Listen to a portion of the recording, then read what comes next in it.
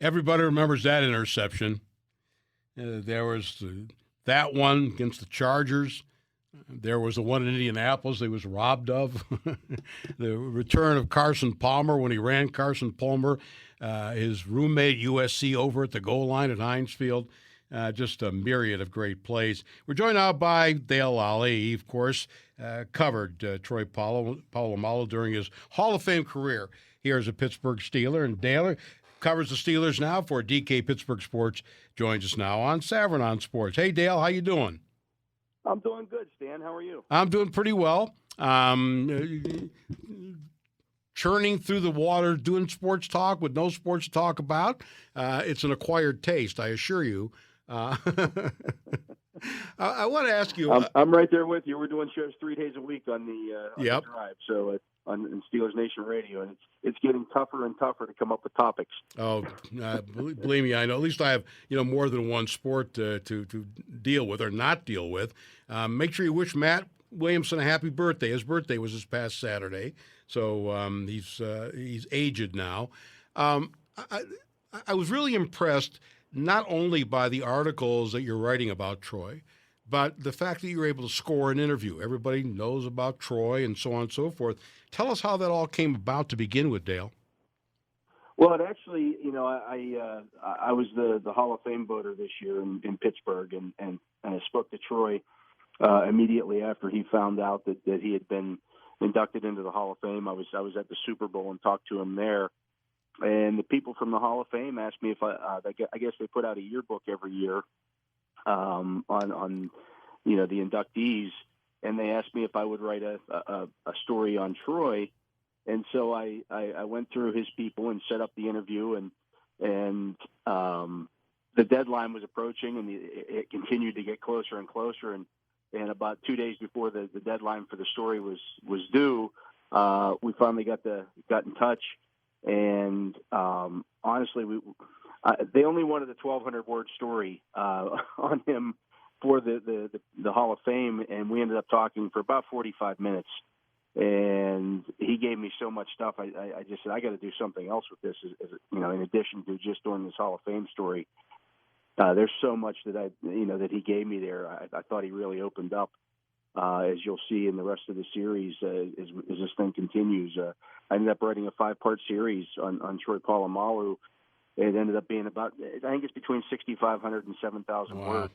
Wow. And I talked to some other people about him, his uncle Kennedy, who's now a running backs coach, with the Vikings. I talked to Paul Hackett, who recruited him to USC. A lot of different people who've, been involved with him throughout the course of his life, and just a fascinating guy that, it really is. When I sat down to start writing it, I didn't know how it was going to go, and I kind of changing stuff around, in different parts of his life, but a lot of fun to write. Did you get the sense that Troy, listen, we all presumably, hopefully, all mature as we get older.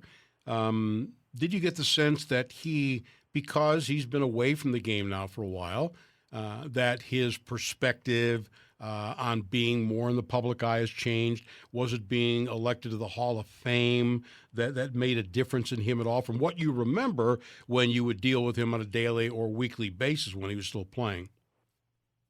He's never been a guy comfortable in the spotlight. And even when we were doing this interview, he said, I've always felt like a fraud. He just feels like everybody's, for whatever reason. I mean, that humbleness that he has is real. It just is. And, he always wants to give everybody else credit, for his achievements. At the same time, I think he also recognizes he's been away from the game. And as he told me at the Super Bowl, that was he made that decision on purpose to stay away from football because he didn't want football to be what defined him in his life. He's 39 years old and retired at the, in his early 30s. You get a whole lot of life ahead of you after that point. And he didn't want to be just known as Troy Polamalu, the football player. He wants to do so much more with his life. And so, he's trying to be the best father that he can be. and just diving head first into that. And I think you'll see in the rest of this series, how he does that. It's I think he's more comfortable in his own skin at this point in his career because he doesn't have to do those interviews on a consistent basis like he did when he was a player. So I think he's more comfortable in those settings because he maybe has a little bit more to say or time to think about it. But I don't know that he's ever going to be a guy that's going to be jumping out there in the spotlight on purpose. His Uncle Kennedy told me, all those Head and Shoulders commercials that he has done, they kind of had to twist his arm to do that. He didn't want to do them. He didn't want to take away from the football aspect of anything. But he's great in those. It is who he is. He may be reluctant to do something at first, but when he does it, he does everything, at 110%.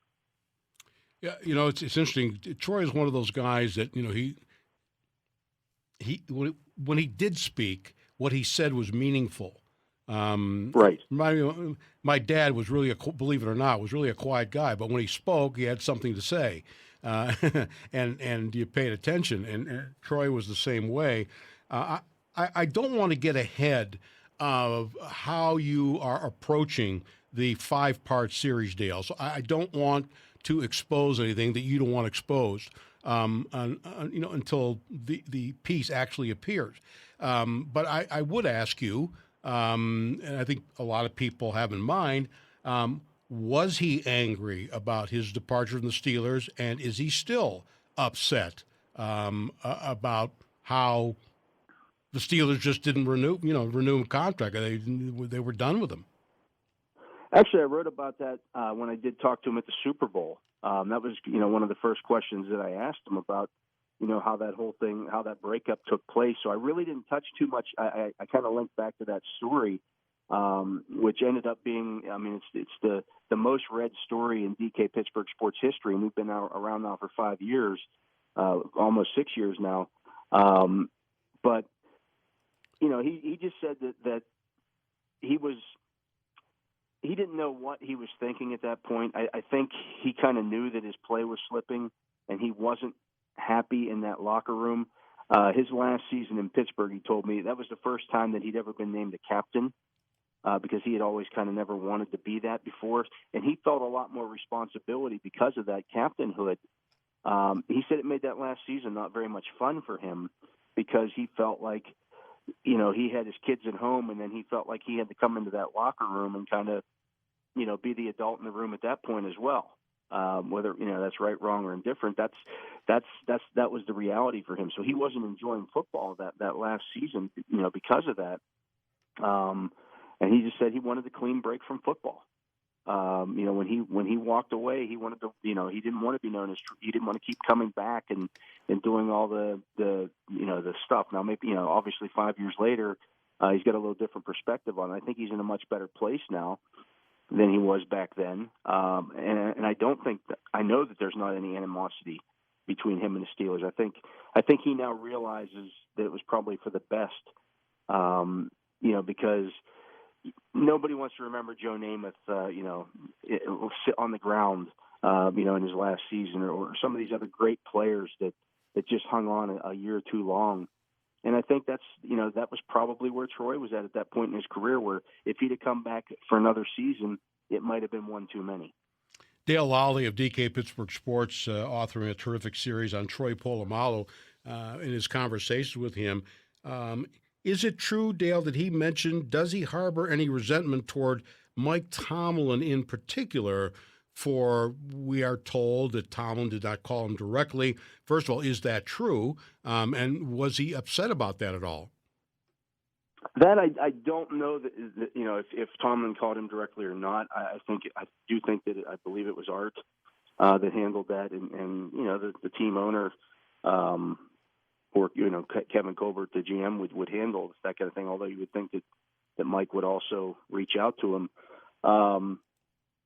He did. I mean, he was not happy with the way that the locker room was changing with some of the young guys. I can tell you that for certain. I think he felt like, if you remember back in that early 2010s through 14 when he played his last season.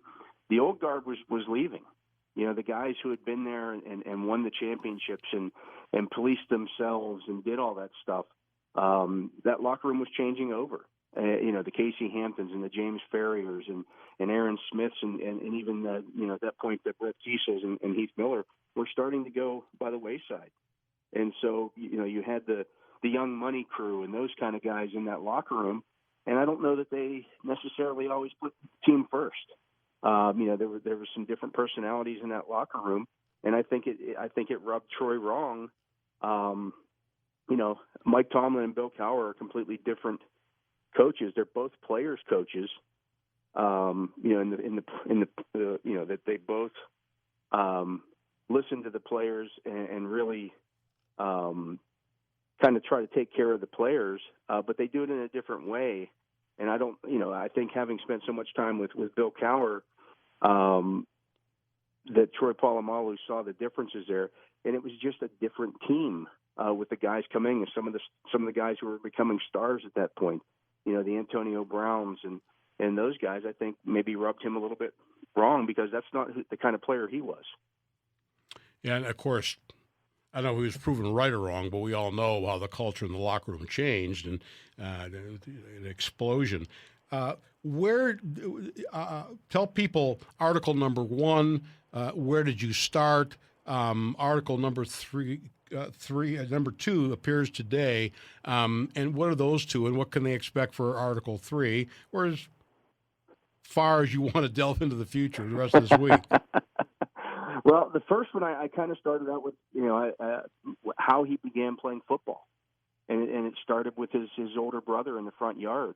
When he was still living in L.A. at the time. He lived in L.A. till he was 9 years old before he moved to Oregon with his aunt and uncle. And, they would play street football. And he would play against much older players and kind of went through that. And the reasons why he got out of Los Angeles, why he felt that was necessary. They lived in a rough neighborhood, and it was a kind of a melting pot, in the suburbs of Los Angeles. And he went and visited with his aunt and uncle in a small town in Oregon, just a blip on the map, and decided he wanted to go there and stay because he had seen his older brother, get in trouble with the law, and he didn't want to do that. And so he moved to a small town in Oregon where, as he told me, in Los Angeles, I was Samoan. When I went to 10 Mile, Oregon, I was a black kid. And so it was kind of a different culture for him, because he was different from everybody else. But as he grew up, and I touched on this in Article 2, became a great athlete and was a star not only in football, but in baseball and basketball. In fact, something I didn't get a chance to put in the story, his Uncle Kennedy told me he went to watch Troy in a high school basketball game one time, and he got to the game a few minutes late, and Troy had already fouled out because he just felt, he was a maniac on the basketball floor. But he was a very good baseball player, and several colleges wanted him to go and play college baseball, including USC. And once he got there, Paul Hackett said, "No, you're a football player. You're gonna play football," and that's what he did. After Hackett got fired following his freshman year, they didn't have a coach at that time. Pete Carroll hadn't been hired yet, and so Polamalu said he went and was working out in the spring with the baseball team. And the first time he started seeing those guys throw breaking balls, he said, "Nope, I'm done." It looked like the third baseman had thrown the ball at him, across the plate. He said, "I'm done." Well, he took to hitting other people much better than he did hitting a slider low and away. It's a great series, Dale. I really appreciate you being on. I urge people. I would encourage people to read it, to get a look at Troy. We're going to be seeing perhaps a bit more of him with the Hall of Fame induction, so on and so forth. Outstanding stuff. Listen to Dale and Matt Williamson on Steelers Nation Radio. Appreciate it, Dale. We'll talk again soon, I hope, anyway. Okay, Stan, anytime. Okay, you bet. Dale Lolley, DK Pittsburgh Sports.